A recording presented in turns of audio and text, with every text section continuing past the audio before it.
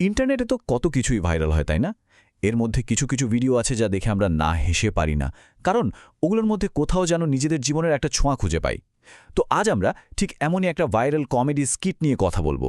এটাকে আমরা একটু ভেঙে দেখব আর কি, বোঝার চেষ্টা করব যে একটা সাধারণ পরিবারের চরম বিশৃঙ্খল অবস্থাকে কিভাবে এত হাসির মোড়কে তুলে ধরা হলো।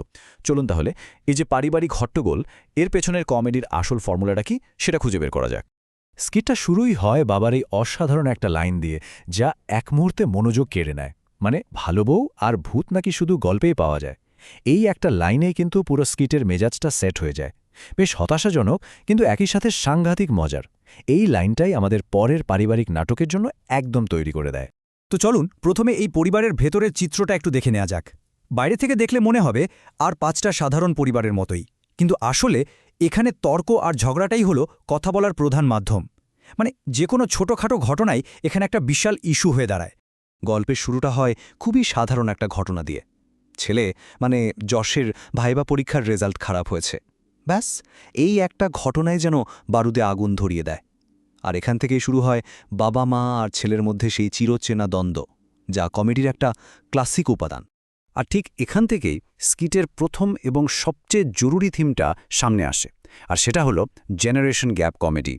একদিকে বাবা মায়ের পুরনো দিনের ধ্যানধারণা, আর অন্যদিকে ছেলের একেবারে আধুনিক চিল মনোভাব। এই দুইয়ের ধাক্কাতেই তৈরি হয় আসল মজাটা। ব্যাপারটা দেখুন কি মজার। একদিকে বাবা মায়ের চরম নাটকীয় প্রতিক্রিয়া, যেমন তুই আর আমাকে মা বলে ডাকবি না, বা এ আমার ছেলেই না। আর অন্যদিকে ছেলের রিয়াকশন একদম শান্ত, চেল মাম্মে চেল। মানে এই যে দুই প্রজন্মের মধ্যে আকাশ পাতাল তফাত, এই চরম বিপরীতমুখী আচরণগুলোই কিন্তু জেনারেশন গ্যাপের ব্যাপারটা চোখে আঙুল দিয়ে দেখিয়ে দেয়, আর এটাই হাসির আসল খোরাক যোগায়। পরিস্থিতি তখন আরও নাটকীয় হয়ে ওঠে যখন মা রেগেমেগে ছেলেকে এই ভয়ঙ্কর কথাটা বলে বসেন। এটা শোনার পর দর্শক হিসেবে আমরাও কিন্তু এক মুহূর্তের জন্য চমকে যাই। ভাবুন একবার, কমেডির মধ্যে হঠাৎ করে এমন একটা সিরিয়াস টেনশন। আর ঠিক এই পয়েন্টে স্কিটটাতে একটা ছোট্ট পজ নেওয়া হয়। এই কয়েক মুহূর্তের নীরবতা ওই ভয়ঙ্কর লাইনটার এফেক্ট আরও বাড়িয়ে দেয়, আর আমাদের মনে প্রশ্ন জাগে, আরে এরপর কি হতে চলেছে? আর ঠিক তারপরই আসে পাঞ্চলাইনটা। জানা যায় যে এই মৌত কোনো ভয়ঙ্কর কিছু নয়, এটা আসলে স্কুলের নতুন স্ন্যাক্স বারের একটা খাবারের নাম। এই যে একটা ভুল বোঝাবুঝি, এটাই আধুনিক যুগের স্ল্যাং, আর পুরনো প্রজন্মের না বোঝার পার্থক্যটাকে কাজে লাগিয়ে দারুণ একটা কমেডি তৈরি করে। আচ্ছা, এবার ছেলে বাবার সম্পর্ক থেকে একটু সরে এসে বাবা মায়ের কেওটিক সম্পর্কটার দিকে নজর দেয়া যাক। ওদের মধ্যে ভালোবাসা বা রোম্যান্সের চেয়ে ঝগড়াঝাটিই বেশি। আর ওদের বিয়ের গল্পটা, সেটাও ঠিক ততটাই অদ্ভুত আর মজার।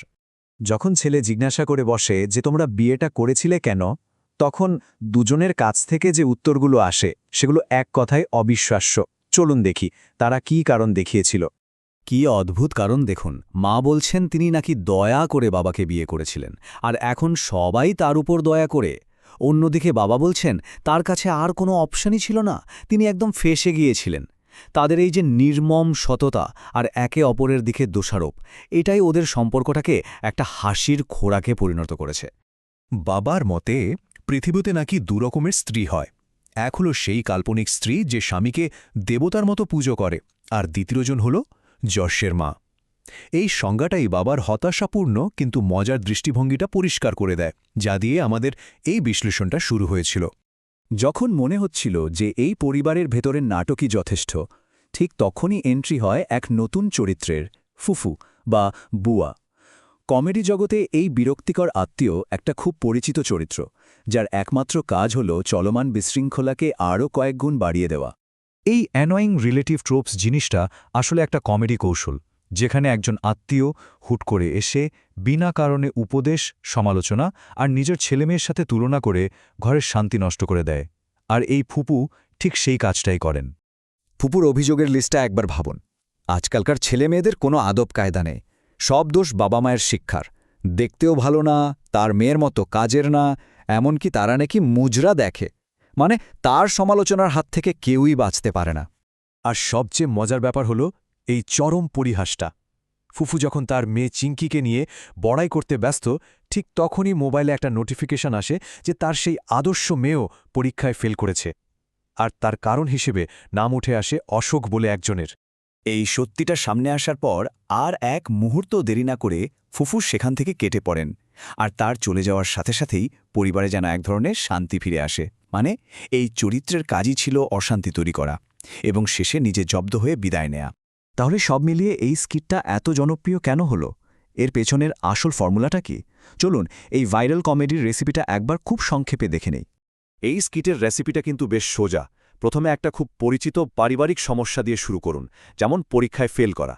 এরপর জেনারেশন গ্যাপের দ্বন্দ্ব দিয়ে সেই সমস্যাকে আরও বড় করে তুলুন।